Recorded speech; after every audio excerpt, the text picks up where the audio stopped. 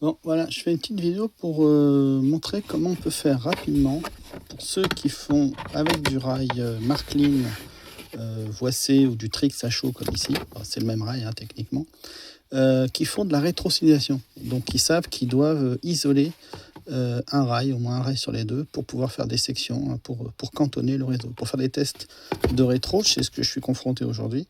Je n'ai pas ces petites éclisses isolantes rouges là qu'on trouve chez Marklin, hein, qui sont vendues par 8 à 3 ou 4 euros, hors de prix. Et surtout, là, j'ai pas le temps de m'emmerder. Donc, regardez comment on fait. Le principe, c'est qu'on voit que ici, on voit bien qu'il y a une petite glissière en métal où vient rentrer l'autre partie de l'autre côté. Hein, on voit bien la boucle qui vient rentrer dans cette partie, ce petit rail métallique.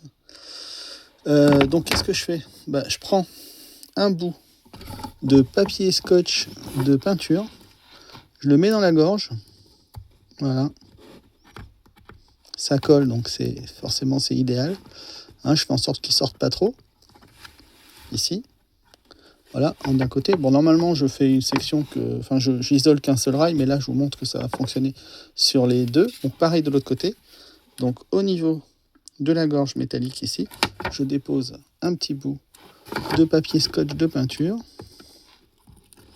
Voilà, je le colle sur les bords pour être sûr qu'il tienne.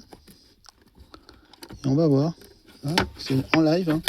Donc le rail, c'est génial ce rail, j'avoue, au niveau du branchement et du débranchement. Pour le débrancher, il faut le tordre et il se déclipse. Et pour le rentrer, il suffit de pousser. Et on va bien voir. Est-ce que j'ai bien ici une isolation? Bon, là, je l'ai fait sur les deux voies, sur les deux rails. Voyons voir. Ici, on a test de continuité. J'allume mon multimètre. Test de continuité. À gauche et à droite de la coupure. Et il n'y a plus rien. C'est bien isolé. Yes. Et voilà, je peux faire mes tests c'est plutôt mes réglages de courbe d'accélération et de décélération dans e-train pour les locaux. Voilà, c'est simple, c'est rapide, c'est pas cher et c'est en vidéo.